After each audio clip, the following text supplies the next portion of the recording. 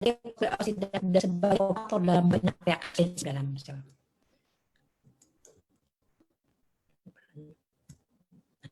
Ini saya kutip dari Departemen UI. Apa-apa aja sih yang sumber vitamin A? Ini mungkin akan dibahas nanti karena ada pemateri 2 ya dari gizi ya, Dek. Ada ya? Jadi ini sekilas aja ya. Nah, oke. Mungkin sekilas aja lah saya bahas. Ini jadi tidak usah lah kalau memang kalian yakin kalian gizinya bagus, pola makan hidup pola makannya bagus, misalnya makan kuning telur segini.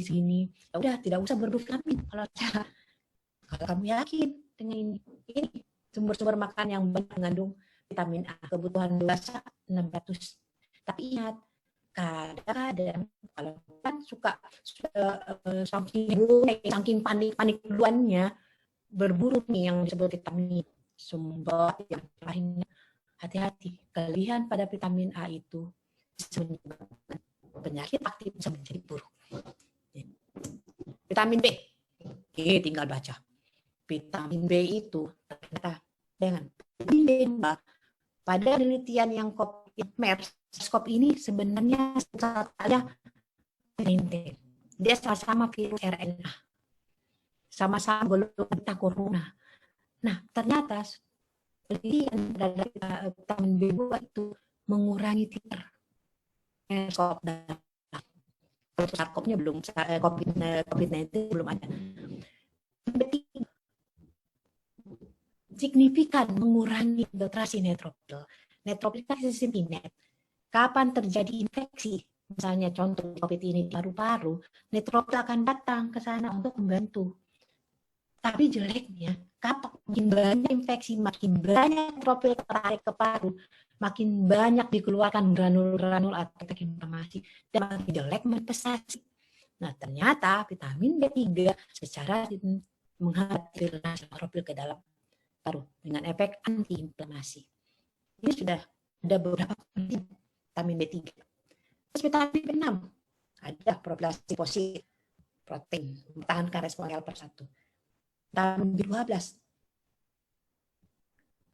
imunomodulator CD8 dan sel natural killer. CD8 ini adalah yang berperan terhadap sel yang infeksi. Tadi saya bilang virus dia sudah masuk di dalam sel, hanya beberapa sel kita yang bisa hancur itu. Terutama ada CD8. Nah, dia nempel, dia kasih mati sel, dikasih apoptos itu sel supaya si virus tidak ada tempat untuk replikasi. Jadi kalau tidak ada tempat untuk replikasi, otomatis tidak ada tempat untuk nyambung hidup. Karena intinya si virus adalah replikasi. Kenapa dia replikasi? Karena dia pakai kita punya imun, dia manfaatkan kita punya sistem imun untuk dia replikasi. C. Nah, ini juga orang banyak sekarang heboh. Masyarakat kita panik duluan dengan vitamin C. Vitamin C ini terus terang saya cari di apotek sudah banyak tidak ada, kosong semua. Masyarakat kita berburu dengan vitamin C. Tapi memang tidak salah. Memang vitamin C itu memang ada peranannya. Bahkan vitamin C bisa dipakai bahkan sekarang sebagai terapi sampai dosis tinggi. Ini dia anti-inflamasinya hebat. Nah, ada beberapa penelitian oleh telah melaporkan bahwa vitamin C meningkatkan resistensi terhadap infeksi corona. Ini penelitian in vitro. Pada COVID-19 ini ada penelitian. Dan bisa juga sebagai antihistamin. Yang paling penting antioksidan. Ini sumber vitamin C. Nanti mungkin bahas sama teman gizi ya. Jadi kalau memang vitamin C yang sekarang sudah didapat, Dek makan aja satu saya vitamin C-nya 78 miligram. Beberapa teori mengatakan kebutuhan untuk virus ya konsumsi vitamin C 1000 mg per hari selama 1 sampai 3 bulan bisa merupakan faktor pencegahan terhadap virus infeksi virus. Nggak usah cari berburu vitamin C. Kalau kalian rajin banyak makan vitamin C, pepaya aja kita makan 1 ons. Kita gabung besoknya kita gabung dengan misalnya jus. Sudah berapa kebutuhan? Bisa kita Sambil nanti kalau memang tidak ini, bantulah dengan suplemen, silakan. Nah, sudah jelas. Makanya sekarang saking jelasnya ini vitamin D, sekarang minta kalau bisa kalian berjemur. Karena berjemur pada pukul 9. Ini ada ini penelitian dari saya punya guru besar waktu yang guru besar waktu saya mengambil konsultan di UI. Berjemur pada pukul 9 selama 20 menit atau antara pukul 11 sampai 13 selama 7,5 menit. Itu kadar vitamin 7 mikrogram. Makanya disarankan kalau memang butuh vitamin, karena vitamin itu bukan hanya terkait nutrisi, tapi dia juga hormon. Dia hormon untuk membantu sistem imun yang lain supaya aktif. Ini vitamin D itu mengaktifkan katalisidin di permukaan kita punya epitel. Katalisidin itu penting mikroba, luar biasa. Nah, vitamin D hanya 20% didapatkan dari makanan. Berapa persen dari hari? Makanya disarankanlah pergi berjemur tiap pagi. Tapi jangan juga berjemurnya jam 12, tapi berjemurnya 30 1 jam kasih ya, di sini disarankan untuk kita. Nah, sumber vitamin D. Nah, vitamin E. Kenapa? Karena memang vitamin E itu antioksidan. Dia dapat mengikat radikal bebas. Kita tahu radikal bebas salah satu biang kerok penyakit. Sumber vitamin E. Nah, oke. Omega 3. Omega 3 ini ada efek antiinflamasi. Nah, beberapa ada penelitian yang saya baca terkait COVID-19 di Australia. Di Australia itu meneliti pasien-pasien COVID. Ternyata temukan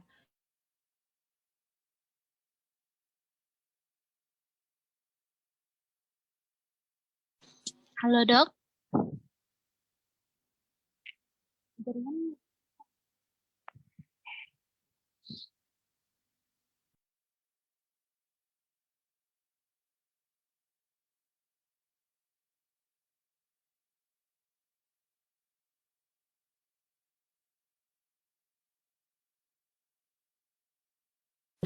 metabolik bahkan infeksi. Selenium, selenium jelas, cuma hati-hati. Selenium ini juga berlebih bahaya. Jarang ada di makanan-makanan yang mengandung selenium itu daging-dagingan. Kalau kita makannya bagus, kira cukup lah kebutuhan. Karena kebutuhan per hari selenium itu 1 mikrogram. Seng atau zinc. Nah, ini kenapa saya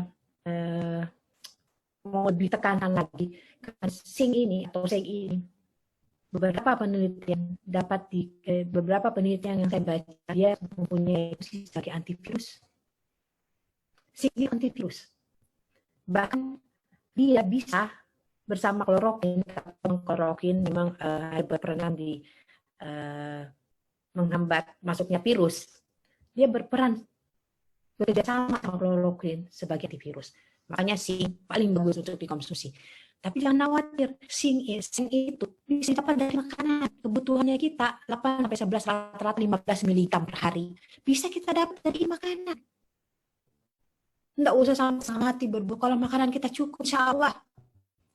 Kalau kita yakin bagus, kita jangan zinc 15 mg rata-rata 11 bisa berperan. Tembaga, oke. Besi, ya tinggal lihat. Ini nanti teman. Nah, sekarang masuk ke bulan puasa. Nanti baru aja masuk ke bulan puasa ya. Nah, kenapa sih bulan puasa ini luar biasa sekali? Nah, di bulan puasa itu kan kita membatasi makan kita diatur, makan kita diatur sedemikian rupa. Terus ya dengan catatan ini berpuasa yang baik dan benar ya. Nah, ada beberapa masyarakat kita puasanya tanda petik itu tidak benar di bulan puasa karena kita membatasi kalori. Kita atur, ternyata pembatasan kalori itu dapat mencegah penyakit degeneratif kronik. Selain itu beberapa penelitian paling banyak itu di Cina, orang berpuasa itu ternyata meningkatkan harapan hidup. Kenapa? Karena ternyata ini mengurangi stres oksidan mitokondria, penurunan produksi tokin proinflamasi, dan resistensi insulin yang kita tahu ini merupakan penyebab sampai terjadi penyakit inflamasi koroner dan keratin. Baru ternyata puasa itu dapat menyebabkan awet muda. Kenapa bisa awet muda? Karena dia dapat menurunkan sinyal penuaan di dalam sel. Dan nanti ini bahas autoimun. Itu kemampuan sel memakai energi. Nah, selain tadi batasan kalori. Kalau kita bicara kalori, kita pasti bicara satu sangat berat badan. Dikatakan ada teman-teman yang di kesehatan selalu ada berat badan ideal. Berat badan ideal. Berat badan ideal itu antara asupan energi dengan pengeluaran energi itu seimbang. Jadi apa yang dikeluarkan seimbang. Kalau ini yang masuk ya, kalau masuknya kita sedikit dia turun, kita keluarnya banyak, itu energi negatif. Ini banyak manfaatnya. Tapi kalau energi kita yang masuknya lebih dan yang dikeluarkan kurang, energi positif. Energi itu akhirnya menyimpan lemak, jadi biang kerok. Nah, tetap kalau kita konsumsi protein itu dapat meningkatkan ini energi dikeluarkan dibanding lemak karbohidrat. Masalahnya di bulan Ramadan ini kita lakukan. Ini kebiasaan buruk kita di bulan Ramadan. Gak usah lah saya karena seperti ini. Pada saat kita berbuka puasa, tidak terjadi keseimbangan. Yang kita konsumsi pertama, kayaknya semua yang dihadapan itu ditambah. Padahal itu ada pengaruh ke kita punya kesehatan, tidak seimbang. Malah kita cenderung cari karbohidrat. Ya, coba bayangkan kebiasaan masyarakat kita. Cemilan kue sih, memang kue. Orang bilang sih kue kan makanan ringan. Kue, tapi kuenya dari mana? Tepung terigu. Timbangnya tidak satu, tapi berapa? 5. Campur lagi dengan apa? Campur lagi dengan es pisang hijau. Es pisang hijau emang bukan ada karbohidrat. Yang di esnya, pisang hijaunya karbohidrat. Semua karbohidrat kita dari pertama. Apa yang terjadi? Tersimpan menjadi lemak. Nah, ini sudah bukan lagi. Sudah semua kayak orang tahu deh. Mungkin peserta yang nonton webinar ini sudah tahu. Ramadan pada saat bulan puasa kita harus menjaga keseimbangan gizi. Ini semua nih sudah banyak beda pilihan dari natrium. Ini prinsip semua pola hidup sehat. Semua orang harus bisa menerapkan ini. Apa itu? 415. Kurangi gula, kurangi garam, kurangi lemak. Ini namanya diet KKL. Diet rendah gula, diet rendah garam, diet rendah gula. Kalau bisa minum teh, kopi, jangan pakai gula. Sudah bagus. Yang jelek kalau kau minum dokter, orang bilang minum kopi itu jelek deh. Siapa bilang? Saya minum kopi. Yang jelek kalau kamu minum 1 gelas kopi, nambah sirupnya, nambah gulanya setengah gelas atau tambah susu, ya iyalah. Tapi kalau minum kopi tanpa gula, seolah ada manfaat, ada penelitiannya. Begitupun juga nanti, kalau mau minum teh, ya udah kalau bisa, ya nggak usah pakai gula. Teh itu antioksidan, mengandung tanin. Nggak usah pakai gula. Bagus dia punya antioksidan. Ini sudah pola, itu sudah pola hidup sehat. Kita punya dia harus KGL. Ini sudah. Okay. Mudahkan hidup di dalam puasa, ya sudah. Saya sudah bilang di faktor apa yang bisa mempengaruhi sistem imun. Yang paling utama, saya jelaskan adalah nutrisi dan diet. Yang lain sangat berperan. Apa tadi? Keseimbangan antara energi, keseimbangan antara energi yang masuk dengan energi yang keluar harus terjadi. Apa energi masuknya lebih dibanding dari gini, ya jelek, konsentrasi tinggi. Jadi harus seimbang. Apa kamu masukkan, usahakan apa yang kamu keluarkan. ini kebutuhan kalori per hari, kalori yang perlu dibakar. Kenapa ini banyak, ini kurang? Karena kebutuhan yang dikeluarkan ini bukan hanya ada namanya orang istirahat saja sebenarnya itu mengeluarkan suatu energi. Nanti ada itu resting, energi yang dikeluarkan. Hampir 2/3 dari kalori yang dikeluarkan akan dikeluarkan pada saat istirahat. Ada. Nah, itu paling berperan pada protein. Orang konsumsi protein, bukan karbohidrat. Jadi bayangkan, Miki, kalau pola makan kita tidak seimbang di saat bulan Ramadan, sementara di bulan Ramadan di masa pandemi ini, pandemi COVID yang kita harus tinggal di rumah, tidak boleh keluar, di rumah dengan segala macam, kalau saya bahasa apa ya, segala macam ini, apa istilahnya, hawa, apa istilahnya itu, godaan, segala macam godaan. Karena makin lama kita tinggal di rumah, pisang mentah saja rasanya kayaknya dia seperti pisang hijau, banyak kan saking kalau tinggal di rumah itu semua pola kita sudah bisa berubah. Jadi otomatis selalu keinginan untuk makan meningkat karena kita tinggal di rumah, aktivitas kita berkurang, bukan kita dikerjakan di rumah kan. Jadi kalau yang seperti ini yang sudah tinggal di rumah karena masalah pandemi ini, usahakan selain itu harus ada exercise di rumah. Ikut lakukanlah senam yang bisa. Kalau berjalan sana tidak bisa dilakukan di luar karena PSBB, bisa dilakukan di rumah. Jalan aja seputaran. Kalau mau, kalau rumahnya kecil tapi dia tingkat naik turun aja. Tapi jangan dilakukan usaha yang olahraga seperti itu, jangan dilakukan pada orang tua di atas 60-70 tahun ke atas karena resiko sedihnya. Bersepeda, biasanya PSBB. Yoga lah yang paling bisa, yoga. Pokoknya lakukan olahraga. Terus yang kedua, istirahat yang bagus. Tidur di waktu yang tepat. Ini olahraganya ada latihannya ya, ada waktunya.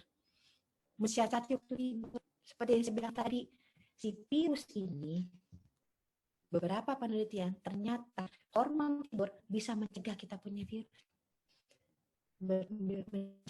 Jadi usahakan tidur, tapi dengan catatan, saya sudah bilang tadi, jangan langsung tidur setelah sahur. Kan banyak kebiasaan kita setelah makan, kita langsung tidur. Itu ada pengaruhnya, terutama pada saat kita ada isi kanan dalam tidur, asam kita otomatis akan meningkat. Makanya banyak kali pasien-pasien yang mengeluh sakit pencernaan, sakit hati. Saya tanya, malam terakhir kapan? Ternyata kebanyakan makan pas mau tidur. Makan pas bisa kamu banyak sambung. Nah, di samping itu lagi ganti waktu tidur. Nah, kan harus tidur yang cukup. Tidur pun dalam bulan Ramadan adalah ibadah. Waktu kita terganggu pada saat malam karena sahur. Itu bisa gantilah pada waktu siang, tidur siang sekitar 1 dan 2. Jangan juga tidur jam 1 sampai buka puasa. Dulu cukup 1-2 jam. Ya, oke. Nah, ini semua tadi saya bilang mempengaruhi fungsi dan imun kita. Oke, saya kira terima kasih. Mungkin agak terganggu dengan sinyal, putus-putus, mungkin agak ada yang kurang jelas. Jadi kalau memang ada yang kurang jelas, bisa ditanyakan nanti di sesi pertanyaan. Terima kasih, silakan ke moderator. Assalamualaikum warahmatullahi wabarakatuh. Waalaikumsalam warahmatullahi wabarakatuh. Jadi terima kasih Dok atas materinya. Jadi selanjutnya kita tadi sudah dijelaskan tentang dampak pandemi COVID-19, bagaimana meningkatkan imunitas tubuh di bulan Ramadan. Nah, sangat banyak sekali materi-materi yang sangat menarik yang Dr. Suryani paparkan. Mungkin untuk peserta yang ingin bertanya bisa menampung pertanyaannya, akan dibuka sesi tanya jawab di akhir. Jadi untuk pemateri kedua, saya persilahkan untuk Yunda Kiki, Yunda Ratna Intan Rizky Sarjana Gizi untuk membawakan materi Muslimah Produktif di Tengah Pandemi COVID-19.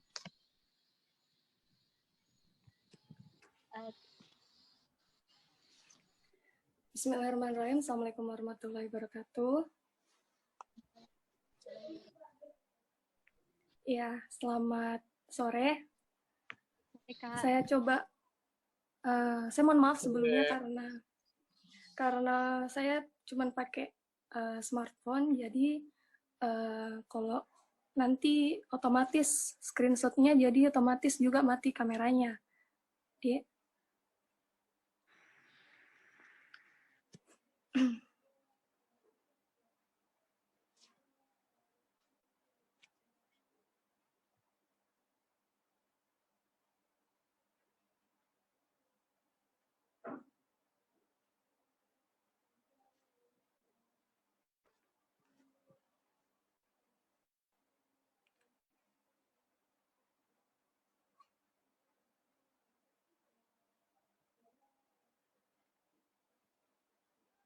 udah.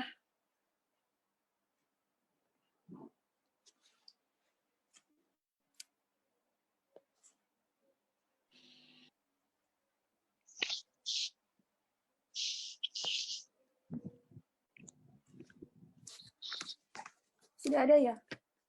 Belum tampil, Kak. Oh, belum.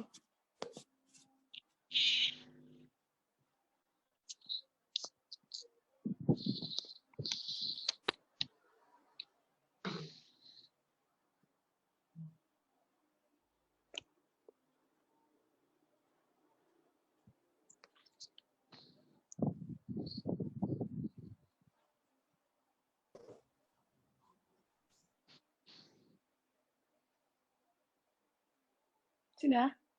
Sudah, Kak. Oke. Terima kasih untuk panitia. Jadi yang dikasih materi ke saya itu 5 produktif di tengah pandemi. Jadi di PowerPoint ini sebenarnya cuman kayak outline-nya saja untuk saya bahas apa saja yang akan saya bahas. Jadi yang pertama yang saya bahas itu tentang apa sih sebenarnya perbedaan laki-laki dan perempuan. Jadi pada surat An-Nisa ayat 1 dijelaskan bahwa Tuhan menciptakan perempuan dan laki-laki dari zat yang sama. Dan apa sih sebenarnya perbedaannya? Perbedaannya dari sisi biologisnya saja. Di surat An-Nahl ayat 97, Tuhan tidak membedakan dari jenis kelamin, yang membedakan adalah tingkat ketakwaannya.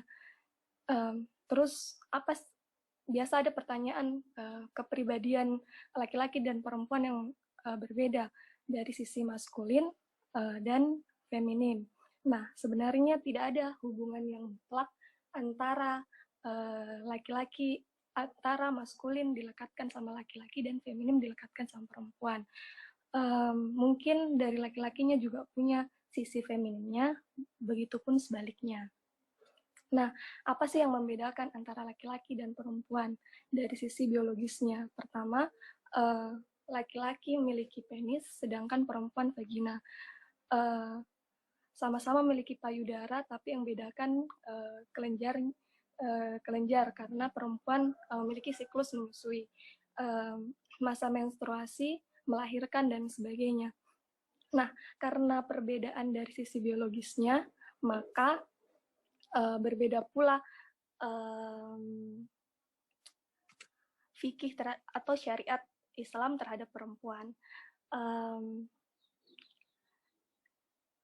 Mengutip dari buku fikih wanita yang dimana dibagi menjadi 6 bab.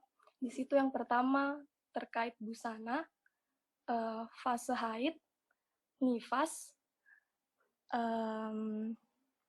pada saat perempuan mengalami yang dikeluarkan selain nifas dan selain haid, tapi warnanya itu kuning. Terus kemudian cairan akibat seks maupun ejakulasi. Terus terakhir itu puasa perempuan. Jadi karena perbedaan secara biologisnya itu, maka ada syariat-syariat Islam yang berbeda terhadap laki-laki dan perempuan.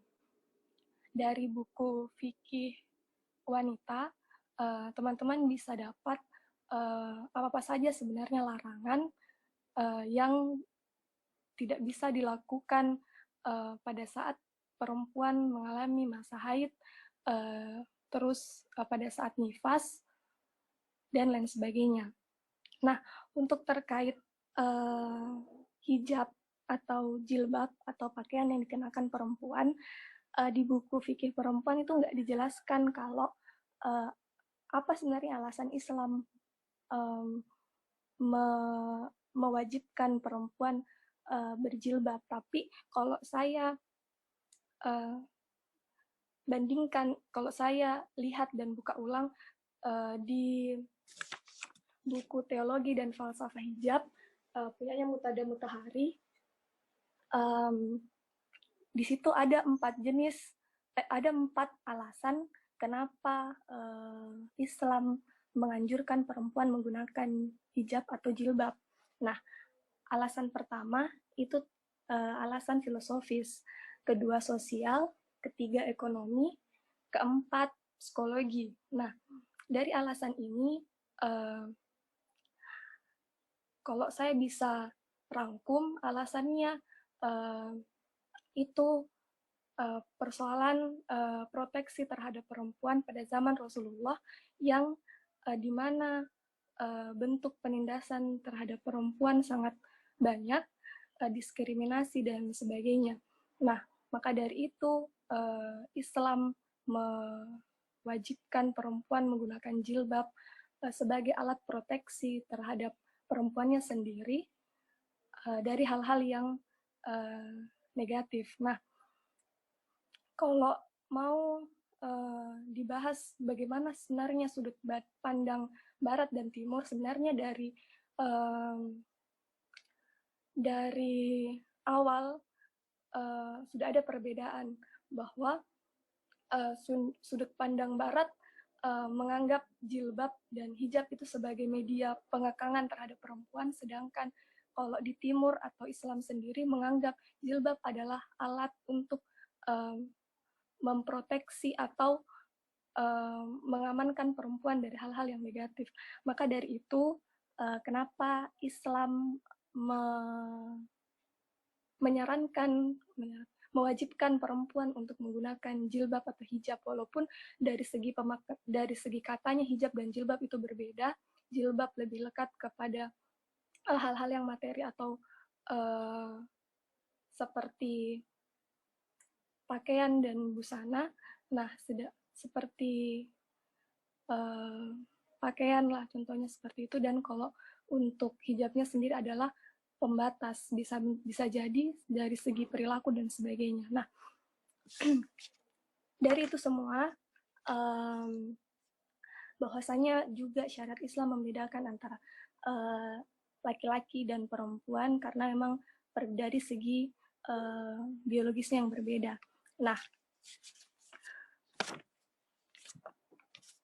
masuk di mungkin tokoh inspiratif. Tokoh inspiratif dan mungkin bisa dibilang teman perempuan yang patut untuk diteladani menurut versi dari buku Muslimah Idol. Dari buku ini sebenarnya banyak tokoh-tokoh inspiratif perempuan teladan. Tapi ada 4 perempuan yang dijanjikan surga oleh Allah Subhanahu wa Ta'ala dalam Al-Quran. Yang pertama itu istri Fir'aun, Asia, terus kemudian ibunda Nabi Isa, Maryam, Khadijah istri Rasul, terus Fatimah Az-Zahra anak Rasulullah, atau Ibu Hasan dan Husain dan istri dari Ali. Nah, dari 4 perempuan teladan yang dijanjikan surga oleh Allah Subhanahu wa Ta'ala memiliki kelebihannya masing-masing. Mungkin di buku ini tidak dijelaskan rinci, tapi setahu saya tentang istri Rasulullah Sayyidah Khadijah alaihissalam itu merupakan pembisnis sukses se-Arab, merupakan muslimah pertama dan pembela dakwah Rasulullah dan terkenal atas kedermawanannya dan kemandiriannya. Terus Fatimah Az-Zahra, mengutip dari buku Fatimah is Fatimah, merupakan perempuan tegas dan istri terbaik dari Ali dan merupakan pemimpin para perempuan pada zamannya yang tidak ada dalam 4 perempuan teladan, yang tidak ada dalam empat perempuan yang dijanjikan surga oleh Allah Subhanahu wa Ta'ala, tapi merupakan teladan dalam buku ini adalah Zainab Al-Kubra, merupakan cucu dari Rasulullah. Nah, ya, terkenal akan kepribadiannya dan keberaniannya akan kebenaran walaupun nyawa taruhannya. Nah, dari mungkin banyak lagi perempuan-perempuan teladan Islam yang bisa kita teladani.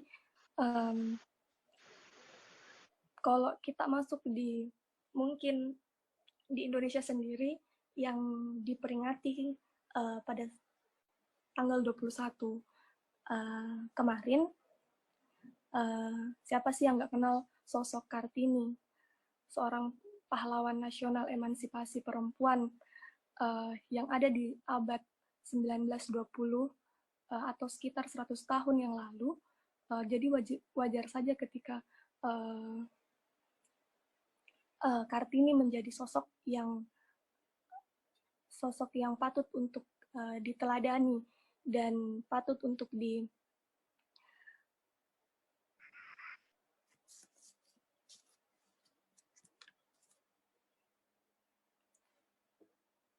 Nah, kalau yang kedua itu Siti Walidah, pendiri Muhammadiyah, Muhammadiyah atau biasa dikenal dengan Nyai Ahmad Dahlan, istri dari Ahmad Dahlan. Nah, terkenal dengan organisasi pemberantasan kebodohan pada zamannya di tahun 1872 sampai 1946. Nah, kalau dari Sulawesi Selatan ada namanya Siti Aisyah. Nah, Siti Aisyah ini perempuan penerjemah Ilaga Ligo, pendiri sekolah rakyat. Mungkin itu saja yang saya bisa masukkan di tokoh inspiratif perempuan.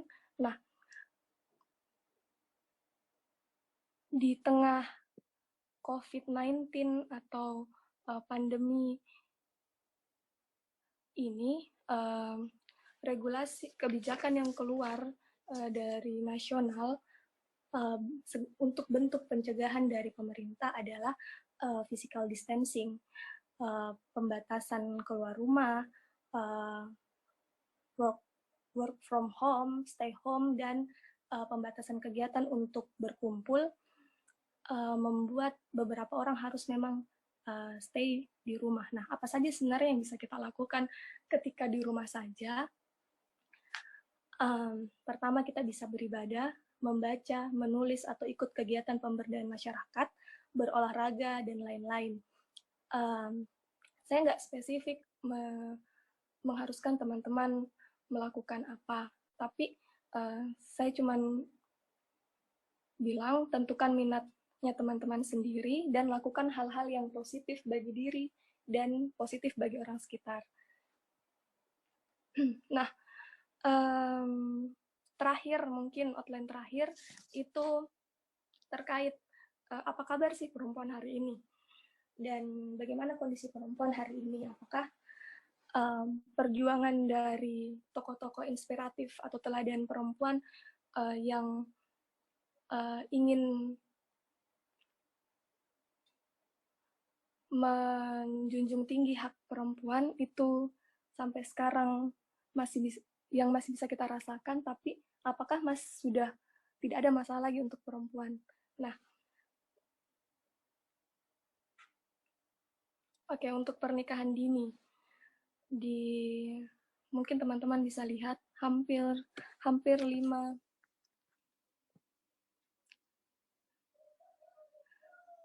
anak perempuan Indonesia usia 10 sampai 17 tahun yang sudah berstatus menikah dan cerai menikah di usia 16 tahun. 1 dari 4 anak perempuan menikah sebelum usia 18 tahun. Ini sumbernya dari BPS dan UNICEF.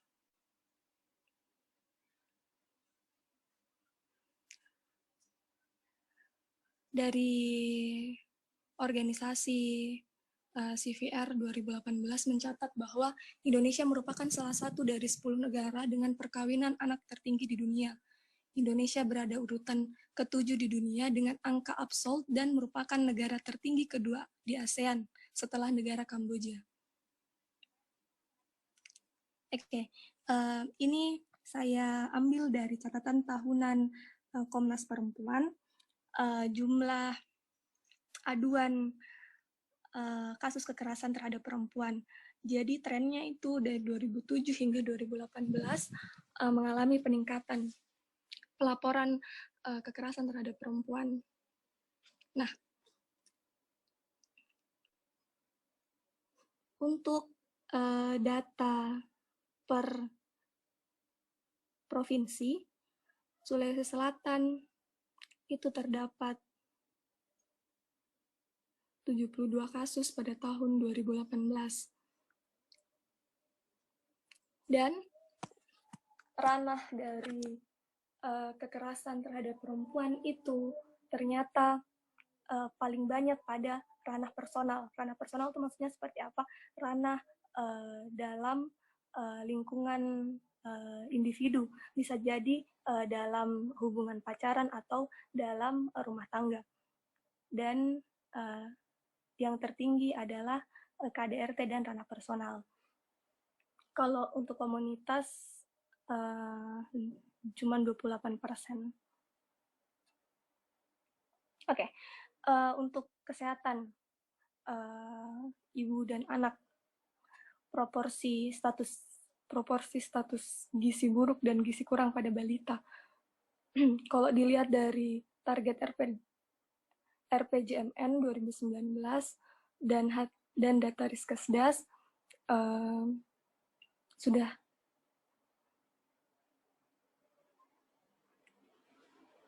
belum mencapai target, bahwa masih ada sekitar 0,7% tidak mencapai target dari RPJMN. Untuk proporsi status gizi pendek atau stunting biasa dibilang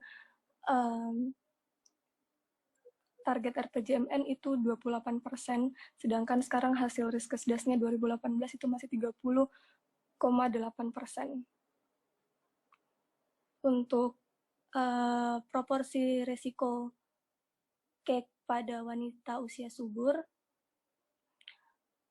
persentase Sulawesi Selatan itu di atas nilai rata-rata. Kalau sebelah kanan itu berarti di atas nilai rata-rata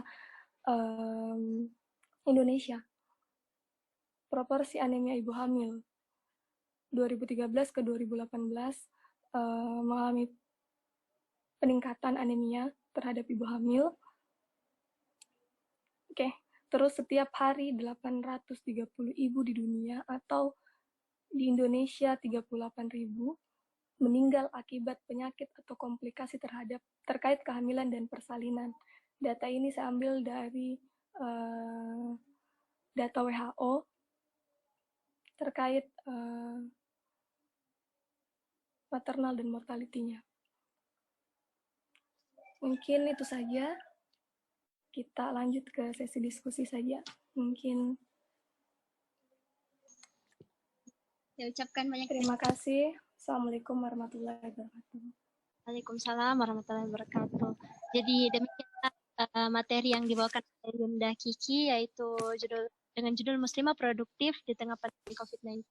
Tadi Yunda Kiki sudah memaparkan berbagai macam bagaimana sih kiat untuk meningkatkan produktivitas di bulan suci Ramadan. Nah, oleh karena itu kita masuk ke sesi berikutnya, yaitu sesi tanya jawab, sesi diskusi. Nah, mungkin kepada Kanda Yunda yang ingin bertanya bisa memasukkannya pada kolom chat di akun Zoom atau di grup WA. Baik, untuk kita buka satu pertanyaan per pemateri.